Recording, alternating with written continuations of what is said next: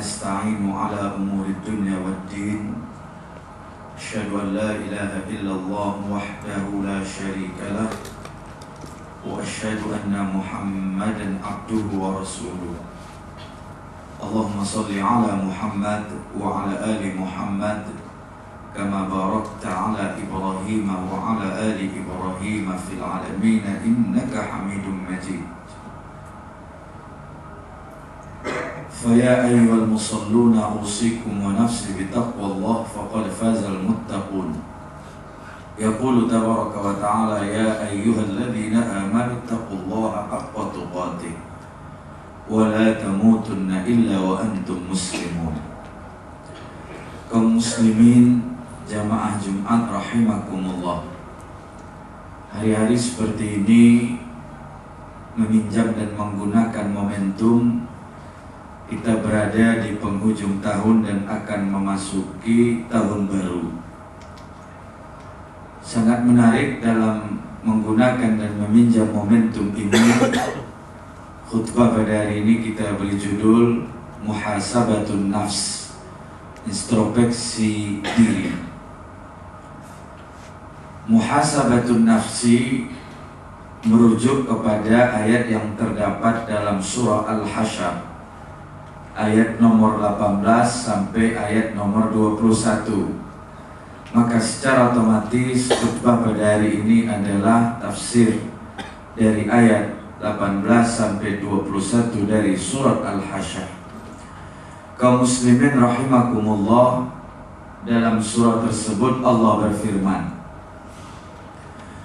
Ya ayyuhalladzina amanu taqullaha wal tanzur nafsum ma qaddamat lighadin wattaqullaha innallaha khabirum bima ta'malun wa la takunu kalladzina nasullaha fa ansahum anfusahum ulaika humul fasiqun la yastawi ashabun nari wa ashabul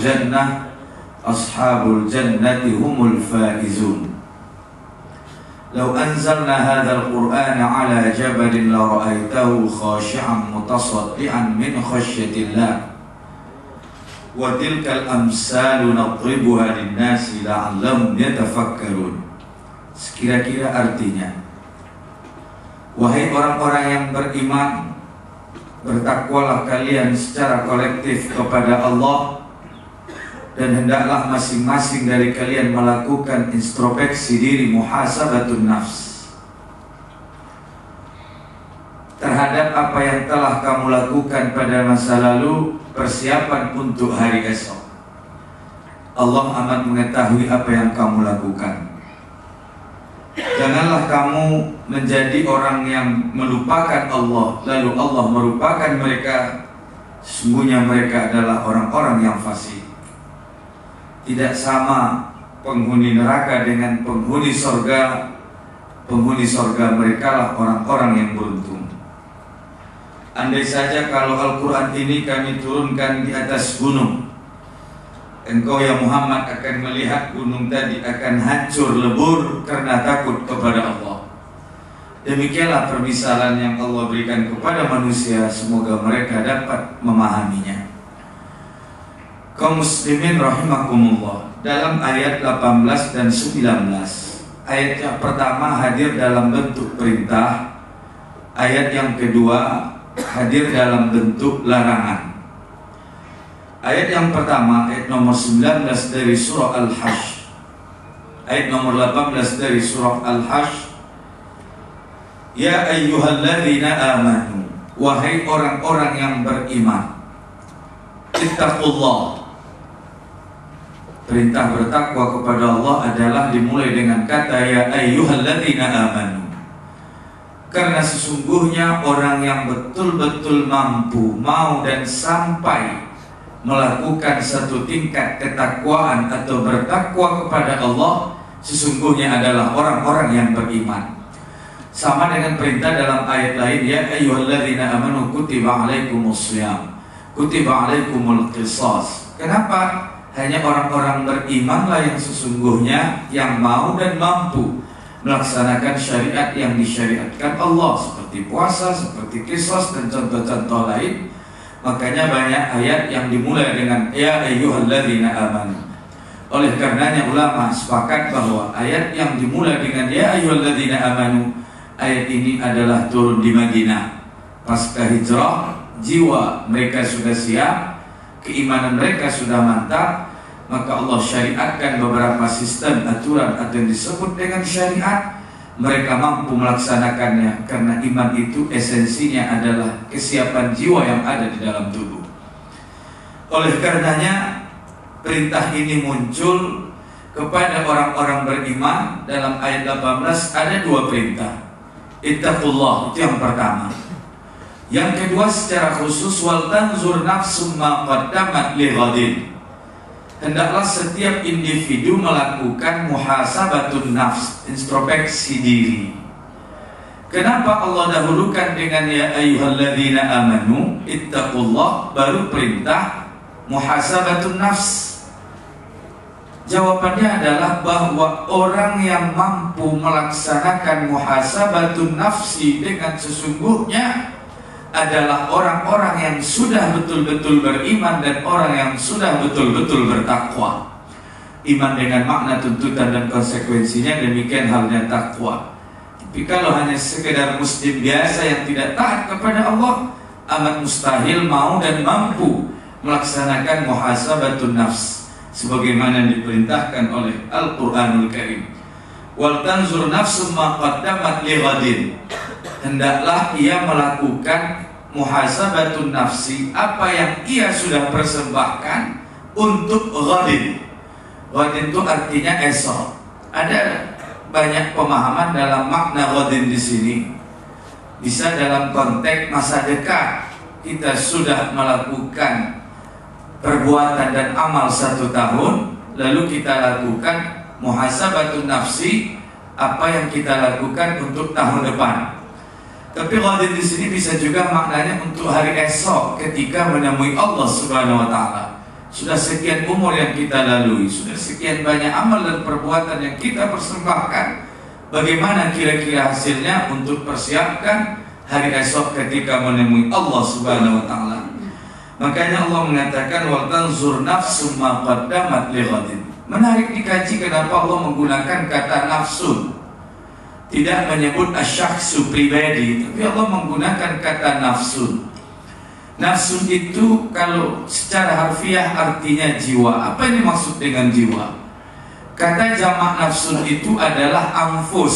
Nafsun, anfus, jiwa. Kalaulah boleh manusia itu dikategorikan ada dua bahagian. Ada yang bersifat fisik, ada yang bersifat non fisik. Mungkin itulah nafsun. Iman contohnya itu kan yang ada di dalam, tidak bisa dilihat dengan kasat mata, tetapi bahagian dari jiwa yang menyikapinya. Oleh karenanya kenapa Allah menggunakan kata nafsun? Dalam surah Ar-Ra'd ayat 11 juga Allah menggunakan kata yang sama.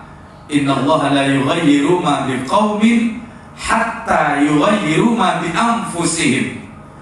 Kaum itu Allah tidak merubah nasib satu kaum bangsa kecuali kaum itu merubah apa yang ada pada anfus. Al-Quran tidak menggunakan kata apa yang ada pada fisik, apa yang ada pada kepemimpinan, apa yang ada pada material. Tapi perubahan yang sesungguhnya diinginkan Tuhan bertolak dari kata anfus. Anfus itu apa? Jiwa. Apa saja jiwa situ? Termasuk di sana iman, termasuk di sana keyakinan, termasuk di sana akidah, termasuk di sana mindset, termasuk di sana pola pikir, termasuk di sana perasaan. Maka itulah yang pertama dirubah.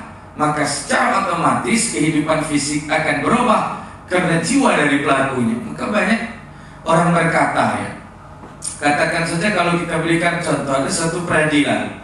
Kalau hakim jiwanya bobrok, padahal sistem dan aturan cukup bagus, polisi yang mengadukan bobrok, kemudian jaksa juga jiwanya bobrok, pengacara juga jiwanya tidak baik, bahkan terdakwa sekalipun dia siap untuk selamat dengan menggunakan cara-cara yang haram, berarti jiwa semuanya. Nah, satu sistem yang bagus akan hancur dan akan punah ketika secara kolektif jiwa dari pelaku sistem dan hukum itu rusak. Makanya yang dihantam dan disorot dan digiring pertama kali oleh Al-Quran adalah jiwa.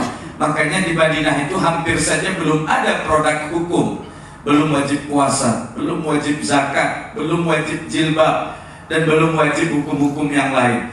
Tapi persiapan yang ditempuh Nabi dan itu selama 13 tahun adalah anfus, jiwanya diisi dengan gizi iman, ketakwaan, perasaan, mindset, pola pikir dan sebagainya. Dan ini juga bisa berlaku dengan makna kolektif. Nah, melakukan muhasabatun nafsi dengan makna sesungguhnya yang terkait dengan akhirat adalah seorang yang betul-betul mukmin jiwanya, bertakwa jiwanya, dan betul-betul meyakini untuk menghadapi persiapan hari esok. Makanya Allah menggunakan redaksi kata wal tanzur nafsum ma qaddamat lighadin wattaqullah. Hendaklah masing-masing jiwa melakukan muhasabatun nafsi untuk persiapan hari esok dalam konteks dekat atau dalam konteks lebih jauh akhirat. Lalu Allah tegaskan lagi wattaqullah. Luar biasa perintah banyaknya dalam ayat nomor 18 ini dari surah Al-Hasr, wattaqullah innallaha khabirum bima ta'malun. Allah menggunakan kata khabirun, artinya makna mengetahui. Intelijen itu bahasa Arabnya khabir, jadi betul-betul Allah mengetahui luar dalam.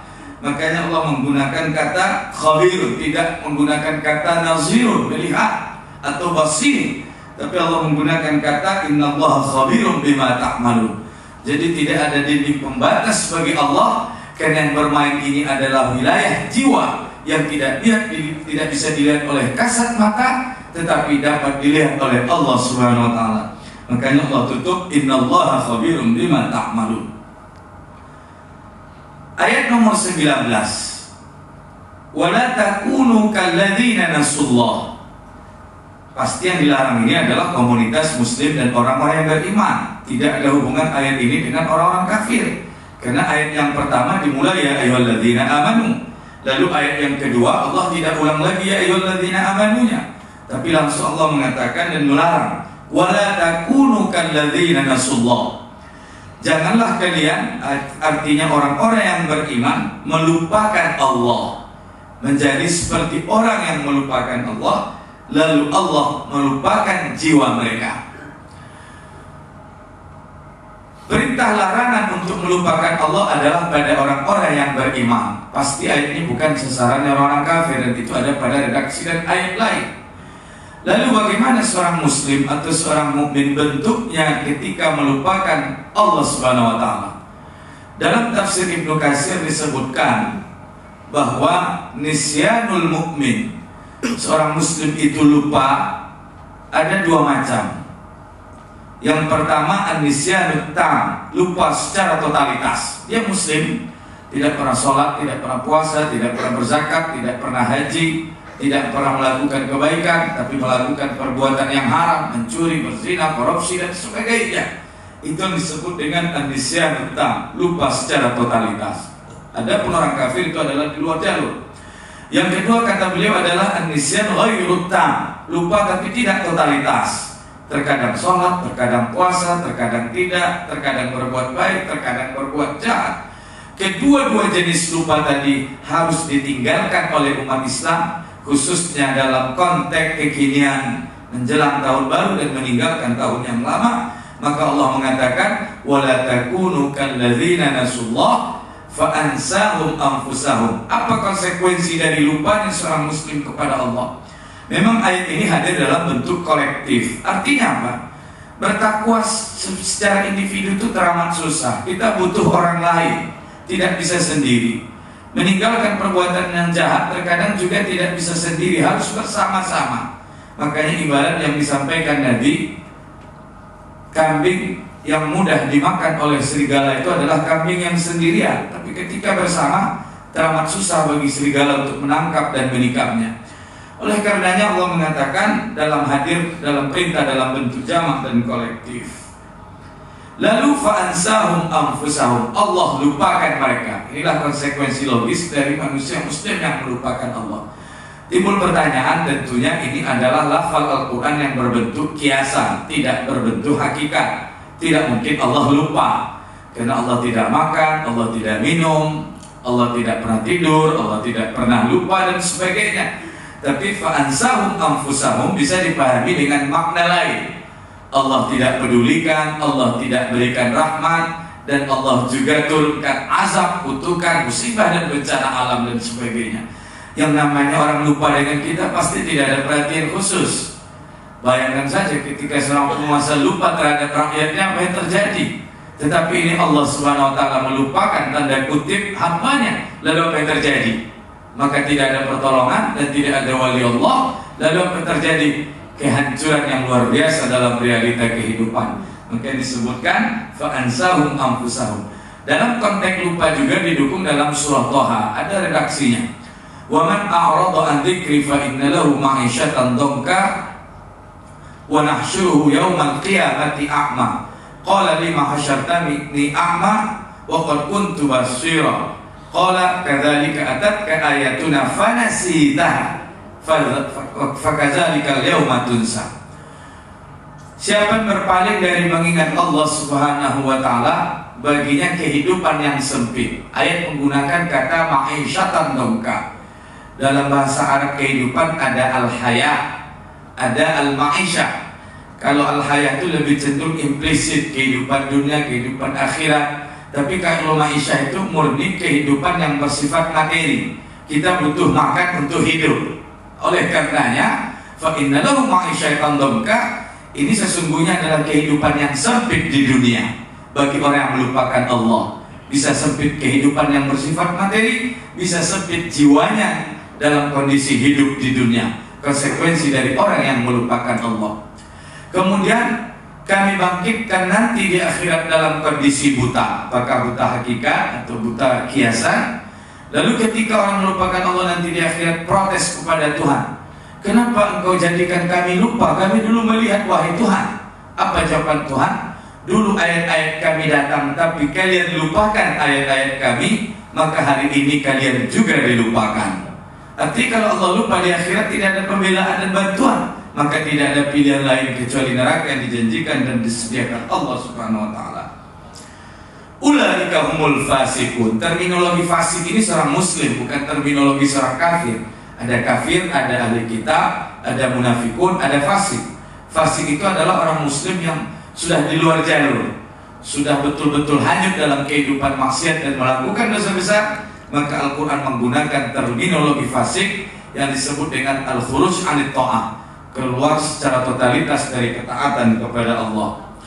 Lalu ayat nomor 20 Allah mengatakan tidak sama penghuni neraka dan penghuni surga. Apa konsekuensi dari ayat yang di atas dan hubungan dan korelasinya yang kuat adalah orang yang tidak melakukan ketakwaan dan orang yang tidak melakukan muhasabatun nafsi dan orang yang melupakan Tuhan, konsekuensinya adalah ashabun nar.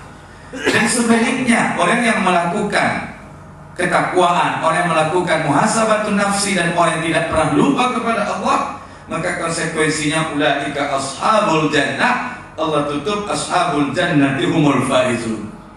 Tapi Allah dahulukan ashabun nar daripada ashabul jannah. Kira-kira apa? Mungkin ada dua alasan. Kecenderungan manusia syahwatnya lebih kuat kepada an-nar daripada al-jannah. Yang kedua, realita kehidupan sejak dulu sampai sekarang, bahwa ashabun nar itu sungguh jauh lebih banyak daripada ashabul jannah. Dalam satu hadis disebutkan penghuni surga dan penghuni neraka 2000 banding 1. Dalam satu riwayat 1000 banding 1. Makanya Allah dahulukan ashabun nar baru ashabul jannah. Lalu Allah tegaskan ashabul jannati humul faizun. Terakhir ayat 21 Allah tutup dengan Al-Quran. Lau anzalna hadzal Qur'ana ala jabalin la ra'aitahu khashi'an mutasaddian min khasyatillah. Andai saja Al-Quran diletakkan di gunung, gunung itu akan hancur lebur. Artinya Al-Quran sebuah kekuatan yang dahsyat yang dapat kita manfaatkan. Tidak hanya sekedar membaca ayat lalu menghancurkan gunung, tapi dapat meruntuhkan kebatilan-kebatilan yang ada dalam kehidupan yang simbolnya adalah gunung yang sangat kokoh dan kuat. Oleh karenanya Al-Quran adalah konsep hidup, aturan hidup, metode hidup yang hanya mampu diperpegangi oleh seorang muslim yang taat, seorang muslim yang bertakwa, dan seorang muslim yang melakukan muhasabatun nafsi dan teramat sulit bagi orang yang tidak melakukan tadi untuk berpegang teguh dengan Al-Quran. Makanya di penghujung Allah tutup bahwa sebagian ayat ini tidak hakikat tapi adalah kiasan yang Allah berikan dalam bahasa Arab dan sastranya sangat tinggi. Wa tilkal amsalu nadribuha linnas. Demikianlah kiasan-kiasan yang kami paparkan kepada manusia. Semoga mereka dapat berfikir dan menggunakan akalnya. Barakallahu li wa lakum fil Qur'anil Karim wa nafa'ani wa iyyakum bima fihi minal ayati wa dzikril hakim. Fastaghfiruhu innahu wal ghafurur rahim.